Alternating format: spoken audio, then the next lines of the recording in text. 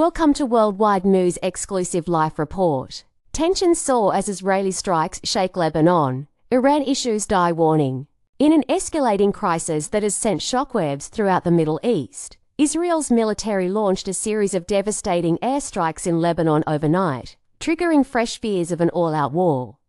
Meanwhile, Iran's supreme leader, Ayatollah Ali Khamenei, issued a stark warning, vowing that future strikes against Israel could be even more severe. A night of fire and fury in Lebanon, the world watched in horror as the city of Beirut was rocked by Israeli airstrikes targeting Hezbollah leadership. In the dead of night, Israeli fighter jets unleashed a barrage of missiles on the densely populated Dahir district, a Hezbollah stronghold south of the capital. Massive explosions lit up the sky, and in an instant, parts of the neighborhood were reduced to ruins. Smoldering debris, twisted metal, and jagged chunks of concrete now mark a landscape of utter destruction.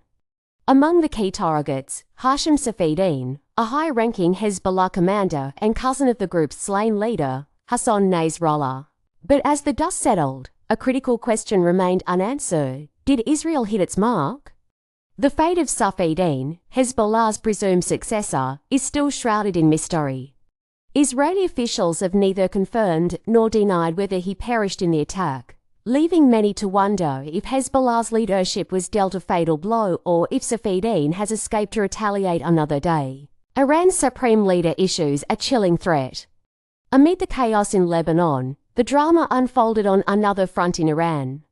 In a rare and ominous display of power, Ayatollah Ali Khamenei took to the pulpit during Friday prayers in Tehran, delivering a fiery sermon aimed directly at Israel. The Supreme Leader's address, made in both Persian and Arabic, was not only a declaration of unwavering solidarity with the Palestinians and Hezbollah, but a clear warning that Iran's hand will not waver. Khamenei defended Iran's missile barrage earlier this week, where nearly 200 missiles were launched at Israeli targets, calling the assault completely legal and legitimate. His tone darkened as he hinted at more strikes to come.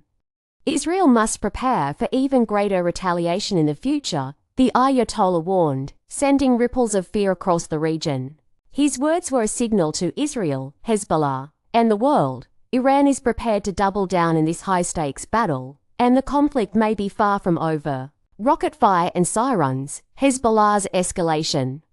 The situation spiraled further as Hezbollah ramped up its offensive, raining rockets down on northern Israel. Air raid sirens echoed across the region as civilians scrambled to shelters, and in a scene reminiscent of past wars, the skies were filled with the smoke trails of incoming projectiles. By midday Friday, over 100 rockets had been fired, each raising the specter of mass casualties and further destruction.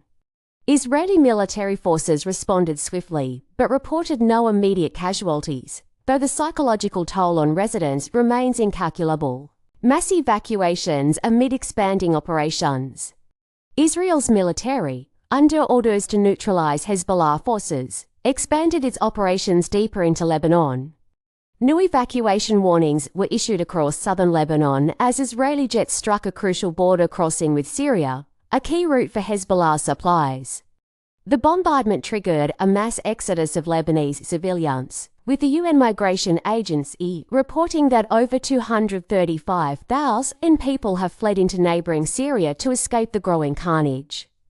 The humanitarian crisis is deepening, with fears that this could lead to one of the largest refugee crises in the region's history. A multi-front war, Gaza and the West Bank ablaze. But Lebanon is not the only flashpoint. In Gaza, Israeli airstrikes have claimed the lives of at least 99 Palestinians over the past 2 days, according to local health officials. The air campaign has left entire neighborhoods in ruins, further fueling anti-Israel sentiment across the Arab world. Meanwhile, in the occupied West Bank, an Israeli airstrike in the city of Tulkarm killed 18 people, sending shockwaves through the Palestinian territories. As the war rages on multiple fronts, the toll on civilian life continues to mount. The world holds its breath, rising oil prices and U.S. ambiguity. Beyond the battlefield, the conflict has sent ripples through global markets. With the specter of a possible Israeli strike on Iran's oil facilities looming large, US President Joe Biden has sent mixed signals on whether America would back such a move. When pressed on whether Washington would support Israel's targeting of Iran's oil infrastructure, Biden's ambiguous response left more questions than answers. His uncertainty sent oil prices skyrocketing, with Brent crude, the international benchmark, climbing nearly 10% in a matter of days, the largest spike in over 2 years. What's next? A region on the brink. As tensions continue to mount, the region is teetering on the edge of a catastrophic war that could engulf more countries in its wake. With no end in sight to the violence between Israel, Hezbollah, and Iran, world leaders are scrambling to avert a full-scale regional conflict that could have far-reaching global consequences. The world watches, gripped by the fear that a war, already brutal, could spiral into something far worse, and wondering if diplomacy can halt the march to even more destruction. This was our daily news about the war in Israel. If you want to see what happens next, make sure to subscribe. You won't want to miss the surprises we have in store.